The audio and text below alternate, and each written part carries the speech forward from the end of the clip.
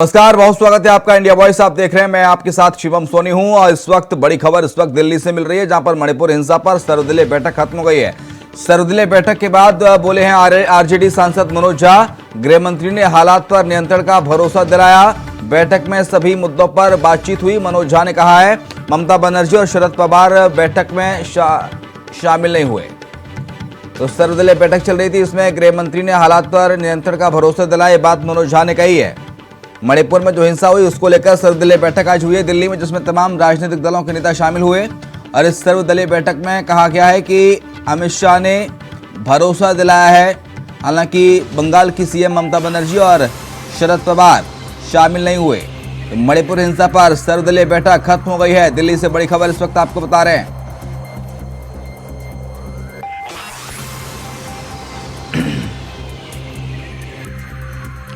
सर्वदलीय बैठक के बाद बोले आरजेडी सांसद मनोज झा। गृह मंत्री ने हालात पर नियंत्रण का भरोसा दिलाया है।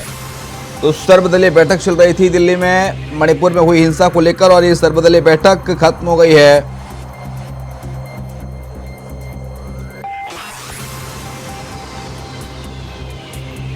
तो सर्वदलीय बैठक में भरोसा दिलाया गया है, ये बात कही गई है मनोज झा की ओर से। गृह मंत्री ने हालात पर नियंत्रण का भरोसा दिलाया। मणिपुर हिंसा पर सर्वदलीय बैठक खत्म हो गई है। इसमें तमाम लोग मौजूद थे, तस्वीर आपको दिखा रहे हैं। जेपी नड्डा, अमित शाह, मनोज झा। हालांकि ममता बनर्जी और शरद पवार इस बैठक में शामिल नहीं हुए। ये सर्वदलीय बैठक की तस्वीर है, कुछ झलक आपको दिखा रहे हैं।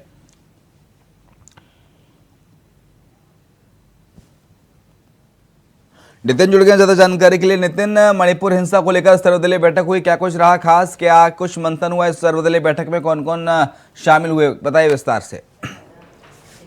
देखिए शिवम, बिल्कुल मणिपुर हिंसा मामले को लेकर आज दिल्ली में एक बैठक बुलाई गई थी। गृह मंत्री अमित शाह ने ये बैठक बुलाई गई थी। बता दें कि उसमें जो है शरद पवार और ममता बनर्जी जो है शामिल नहीं हुए थे।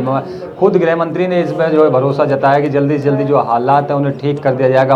आरजेडी के जो सांसद है मनोज झा, उन्होंने साफ तौर पर जो है कहा कि वहाँ पे जो है आज बैठक जो हुई थी, उस बैठक में जो है ममता बनर्जी और शरद पवार शामिल नहीं हुए थे। जिस तरीके से हिंसा का जो मामला मणिपुर में लगातार आ रहा, जो हिंसा है वो थमने का नाम नहीं ले रही, तो उसको देखते हुए आज गृह मंत्री अमित शाह ने बैठक बुलाई थी। बैठक में जो है गृह मंत्री अमित शाह, पार्टी के राष्ट्रीय अध्यक्ष जेपी नड्डा और तमाम ऐसे बड़े बड़े चेहरे रहे थे। तो जिस तरीके से जो बैठक हुई थी, बैठक में जो है मणिपुर हिंसा मामले को लेकर जो है ये बैठक हुई थी। बैठक में जो है अमित शाह, नड्डा, मनोज झा के अलावा और कौन कौन इस बैठक में शामिल थे नितिन?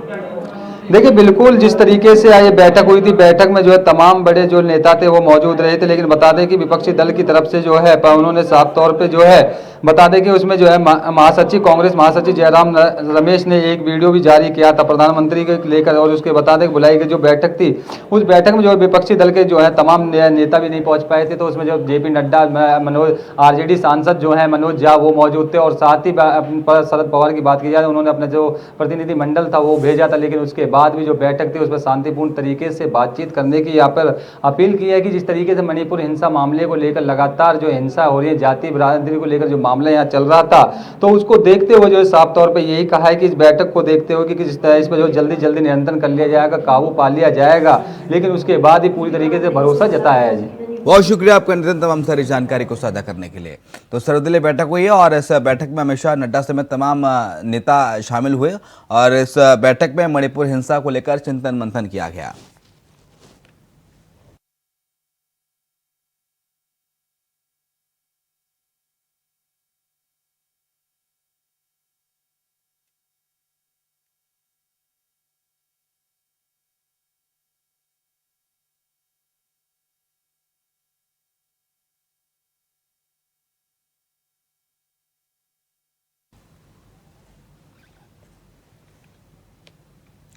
पटना में हुई 17 विपक्षी दलों की बैठक में तपेश यूपी में देखी जा रही है। यूपी के डिप्टी सीएम ने इस बैठक पर चुटकी लेते हुए विपक्षी दलों के नेताओं पर कटाक्ष किया है।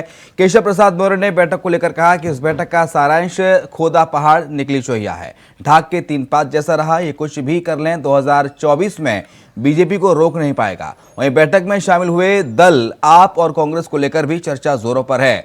अध्यादेश पर दोनों में तकरार देखी जा रही है। कांग्रेस नेता अधीर रंजन चौधरी भी ममता बनर्जी को दो हाथ ले रही हैं। रिपोर्ट आप देखिए। पटना की बैठक में जो लोग शामिल थे उन लोगों का एक एजेंडा सेट है। बैठक पटना में हुई और सियासी तपिश लखनऊ में महसूस हो रही है। शुक्रवार के दिन महागठबंधन की 17 दलों की बैठक के किस्सा सियासी फिजाओं में गूंज रहा है। मोदी के विजय रथ को रोकने के लिए 17 विपक्षी दलों की कसरत कितनी हसरत में तब्दील होगी, ये तो आने वाला वक्त ही बताएगा। मगर पटना में हुई इस महामंथन की चर्चाएं इस समय राजनीति गलियारों में चर्चा का विषय बनी हुई हैं। उत्तर प्रदेश के उप मुख्यमंत्री केशव प्रसाद मौर्य ने घटना के विपक्षी दलों की बैठक पर कटाक्ष करते हुए कहा कि सांप और नेवला जैसे संग नहीं रह सकते, केर बेर का संग नहीं हो सकता, उसी तरह अवसरवादी दल एक नहीं हो सकते। इनमें अधिकांश का उदय कांग्रेस विरोध से हुआ है। मैंने इतना ही कहा ना कि खोदा पहाड़ निकला चूहिया, और दूसरा मैंने ये कहा है कि सांप और नेवले की दोस्ती नहीं हो सकती, केर और बेर एक साथ नहीं रह सकते। यह जो बैठक हुई है, बैठक निष्फल साबित हुई, फेल हो गई है। बैठक हुई और बैठक में अखिलेश भी थे। ऐसे में 24 में यूपी की 80 सीटें जीतने के लक्ष्य की हुंकार भर रही बीजेपी को अखिलेश की इस बैठक में मौजूदगी कैसे रास आ सकती थी। वैसे भी बीजेपी 2019 में हारी हुई उन सीटों पर अब फोकस कर रही है जिन्हें जीतने के लिए रणनीति का ताना बाना बुना जा रहा है। मगर सवाल ये कि क्या अखिलेश महागठबंधन में अपने गठबंधन के साथियों को ये समझा पाएंगे कि 80 हराओ और बीजेपी हटाओ, जो उनका नारा है। सुनिए केशव ने कैसे कटाक्ष किया। दिल्ली के मुख्यमंत्री अरविंद केजरीवाल जी कह रहे हैं इसका कोई उद्देश्य, मतलब इस बैठक का कोई उद्देश्य नहीं निकल पाया, इसका कोई औचित्य ही नहीं रह गया। ऐसे अभी समाचार कुछ घंटे बाद आप सबको और भी सुनाई देंगे। बहरहाल बैठक के बाद विपक्षी दलों की एकता में भी रंग हल्का सा नजर आ रहा है। केजरीवाल तो साझा प्रेस कॉन्फ्रेंस में शामिल तक नहीं हुए। उनके विधायकों ने भी कांग्रेस पर बैठक के बाद अध्यादेश पर समर्थन न देने पर कटाक्ष किया। वहीं कांग्रेस नेता अधीर रंजन चौधरी भी ममता बनर्जी से दो हाथ कर रहे हैं। मगर इन कयासों के बीच इतना जरूर है कि सियासी लड़ाई में महागठबंधन तभी परवान चढ़ सकता है जब यूपी को लेकर विपक्षी खेम एक मत होगा, वरना भी अपनी ढपली अपना राग बजता रहेगा। Bureau report, India voice, Lucknow.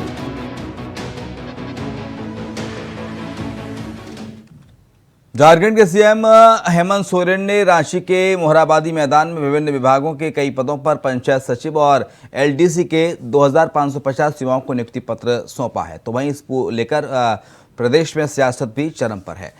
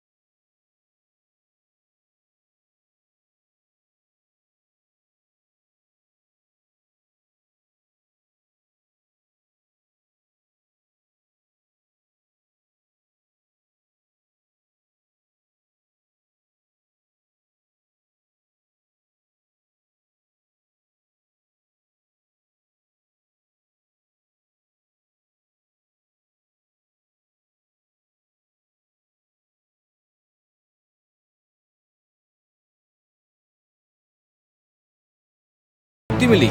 इसी को लेकर बीजेपी झारखंड की हेमंत सोरेन सरकार की नीति और नियत पर ये कहते हुए कटाक्ष कर रही है कि ये सिर्फ चेहरा लूटने वाली सरकार है और कुछ नहीं। तो भ्रम वाली सरकार है और इससे परिणाम की आशा करना एक बेईमानी है और आज बेईमानी हो रही है और आज नियुक्ति पत्र बांट रहे हैं, किंतु हम ये कह सकते हैं कि आज हजारों लाखों युवा सड़क पर उतर रहे हैं। कौन पूछने वाला है? सरकार प्रत्येक वर्ष 5 लाख नियुक्ति वादा किया था, 3.5 साल हो रहा है, जिस दिन 17.5 लाख नियुक्ति बांटेंगे उस दिन मैं माननीय मुख्यमंत्री जी के नियुक्ति पत्र बांटने का जो कार्यक्रम होगा उसमें जरूर शामिल हो। बाद में छात्रों का संघर्ष था, छात्र सुप्रीम कोर्ट तक लड़े, अपने पैसे से वकील को रखा, अटेम्प्ट केस हुआ, तब सरकार को मजबूरन इनकी नौकरियां करनी पड़ी। तो हद होती है मुख्यमंत्री जी, जबरदस्ती आपने जिन युवाओं की नौकरियों पर ग्रहण लगा दिया था, खारिज कर दिया था विज्ञापन को, आज आप उनको अपना बता रहे हैं। उनको इतना विलंब भी नहीं होता अगर आपने 19 जनवरी 2022 को इसे खारिज करने का संकल्प पत्र नहीं निकाला होता। इनकी नियुक्तियां तो शायद 1.5। वहीं नियुक्ति पत्र बांटने को लेकर सरकार जहां अपनी पीठ थपथपा रही है, तो वहीं दूसरी तरफ बीजेपी के इल्जामों का जवाब भी दे रही है। देखिए, झूठ और भ्रम ये संविदा छोड़कर और कुछ करते नहीं। एक जेपीएससी नहीं करवा पाए, मतलब माल लगा झारखंडियों का और छत्तीसगढ़िया खेले होली। हाँ, ये भाषा बोलना छोड़ दे भाजपा, सब एक्सपोज हो चुका। खैर, सियासत चाहे जो भी हो, लेकिन झारखंड के युवाओं को लंबे संघर्ष के बाद उनका हक और अधिकार मिल गया। लेकिन अगर ये समय रहते मिल जाता तो सरकार के प्रति युवाओं के मन में विश्वास बढ़ता ही बढ़ता, खटास नहीं, और विपक्ष को भी सियासत करने का मौका नहीं मिलता। Bureau report, India voice. उधर शुक्रवार को हुई विपक्षी दलों की बैठक के बाद सियासत खूब देखने को मिल रही है और इस बीच अनुराग के बयान ने सियासत बढ़ा दी है, जिस पर छत्तीसगढ़ के सीएम भूपेश बघेल ने तंज कसा है। रंगमंच सज चुका है, नाटक मंडली इकट्ठी हो चुकी है, भ्रष्टाचार के गंभीर आरोपों से घिरे हुए नेता उसमें शामिल होते हैं, एकजुटता की बात करते हैं, लेकिन मीटिंग खत्म होने तक के बाद तक भी एकजुट नहीं दिख पाते। 15 लोग प्रेस कॉन्फ्रेंस को संबोधित करते हैं, लेकिन एक स्वर में नहीं बोल पाते और एक प्रश्न भी मीडिया का सवाल नहीं ले पाते। कैसे उस मंच पर इकट्ठे हो गए जब ममता दीदी कहती हैं कांग्रेस को बंगाल छोड़ दो, लालू जी नीतीश यादव कहते हैं बिहार छोड़ दो, अखिलेश यादव कहते हैं उत्तर प्रदेश छोड़ दो, स्टालिन कहते हैं तमिलनाडु छोड़ दो और कम्युनिस्ट कहते हैं केरल छोड़ दो, तो बचा क्या है? कांग्रेस कुर्सियां लगाने के लिए रह जाएगी क्या गठबंधन में? अब तो कल एक पोस्टर जारी किया तो नीतीश कुमार जी, उसमें बड़ी सी फोटो नीतीश जी की लगी हुई थी।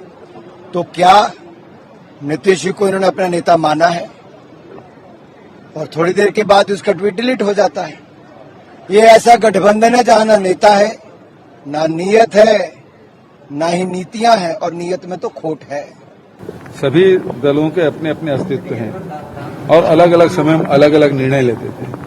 ये अनुराग ठाकुर जी बताया कि इन्हीं दलों के साथ मिलकर जो बैठक हुई है उसमें बहुत सारे दलों के साथ वो खुद भी उनका गठबंधन था और सरकार बनाई, तो ये ड्रामाबाज कुलभूषण थे वो। तब वो क्या थे? यदि वो ड्रामेबाज हैं तो वो क्या थे? वो सबसे बड़े ड्रामाबाज। तो सबसे बड़े ड्रामेबाज तो भारतीय जनता पार्टी के लोग हैं। और फिलहाल एक ले रहे छोटा सा ब्रेक, फौरन लौटेंगे। तो ब्रेक के बाद आपका स्वागत है। पीएम मोदी ने अपने अमेरिकी दौरे के आखिरी दिन वॉशिंगटन डीसी स्थित रोनाल्ड रीगन सेंटर में प्रवासी भारतीयों को संबोधित किया। इस दौरान पीएम मोदी ने राष्ट्रपति जो बाइडेन और अमेरिका में रह रहे भारतीयों की जमकर तारीफ की। पीएम मोदी ने बड़ी संख्या में वहां मौजूद भारतीयों को देखकर हैरानी भी जताई। साथियों, आप भारत की हर उपलब्धि से खुश होते हैं, उसे सेलिब्रेट करते हैं। आप गर्व करते हैं जब दुनिया के इतने सारे देश यूएन हेडक्वार्टर पर योग दिवस के लिए जुटते हैं।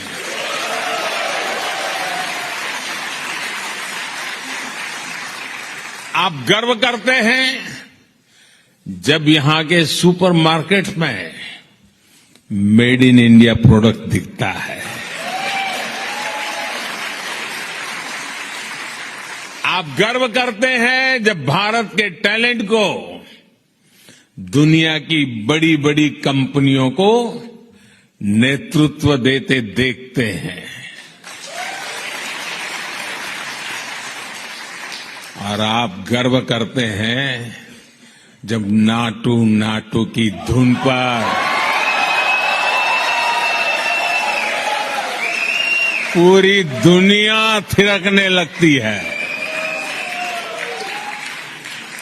और आज आप ये भी देखकर गर्व से भरे हुए हैं कैसे भारत का सामर्थ्य आज पूरे विश्व के विकास को दिशा दे रहा है।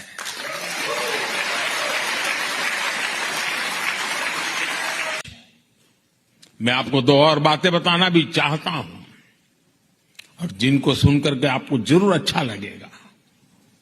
पहली तो ये कि भारत में गूगल्स का एआई रिसर्च सेंटर 100 से ज्यादा भारतीय भाषाओं पर काम करेगा।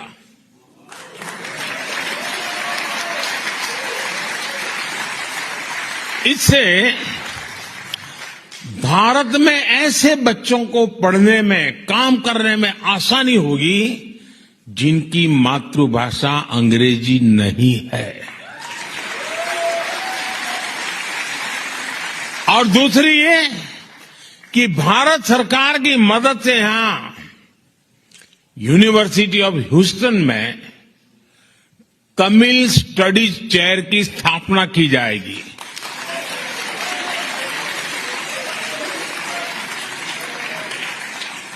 इस चेयर से तमिल संस्कृति और दुनिया की सबसे प्राचीन तमिल भाषा का प्रभाव बढ़ाने में और मदद मिलेगी।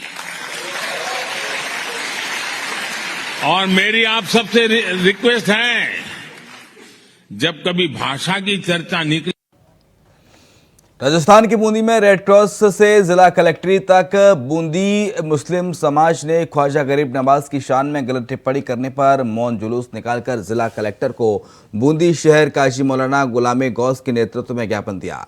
शहर काजी ने बताया कि ख्वाजा गरीब नवाज जो हमारे हिंद के सरपरस्त हैं, हिंदुस्तान का हर तबका उनके आस्थाने पर अपनी फरियाद लेकर पहुंचता है और वहां पर किसी के साथ भेदभाव नहीं किया जाता।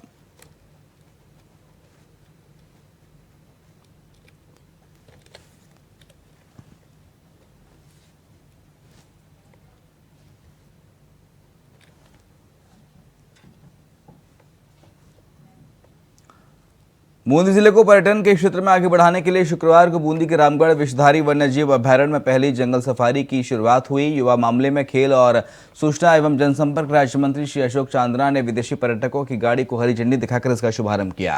इस दौरान जिला कलेक्टर डॉक्टर रविंद्र गोस्वामी, अतिरिक्त जिला कलेक्टर मुकेश कुमार चौधरी समेत कई अधिकारी मौजूद रहे। जिले के लिए, न केवल शहर के लिए, न किसी गाँव के लिए, पूरे जिले के लिए ये जीवनदान है और आने वाले समय में युवा पीढ़ी के लिए ये रोजगार के दरवाजे खोलेगी। देश के कोने कोने से आने वाले पर्यटकों को आनंद भी देगी और यहाँ के क्षेत्रीय लोगों को रोजगार भी देगी। यहाँ के क्षेत्र के लोगों को भविष्य सुधरने वाला है, विकास होने वाला है। मैं बूंदी जिले के समस्त क्षेत्रवासियों को बहुत बहुत बधाई और मेरी तरफ से ये इस दौर की शुरुआत है जब एक रेस्पॉन्सिबल टूरिज्म जहाँ शुरू होगा और लोगों को पर्यावरण से जोड़ेगा। और जैसे कि हम हमेशा सोचते हैं कि बूंदी जिले में अगर कुछ पोटेंशियल है तो टूरिज्म में है। तो सभी को बहुत बहुत बधाई और शुभकामनाएं। उम्मीद है ये आगे बढ़ेगा, फूलेगा फलेगा और बूंदी जिला विकास के नया आयाम स्थापित। अब बात कन्नौज की करेंगे, जहां पर पुलिस के काम से इतनी खुश हुई कि फूल बरसाकर ही पुलिस वालों का स्वागत किया गया। आपको बता दें कि पुलिस ने एक साइको हैवान को पकड़ा है, जिसके पीड़ित मासूम के परिजनों और गुरसाईगंज के लोग कोतवाल जयप्रकाश शर्मा की जमकर तारीफ कर रहे हैं। एसपी ने ग्रामीणों और किशोरी के परिजनों का धन्यवाद देते हुए उन्हें मुख्य आरोपी की अपराधी हैवानियत से लेकर गिरफ्तारी तक की पूरी कहानी भी बताई। बुलेटिन में इतना ही, खबरें लगातार जारी हैं।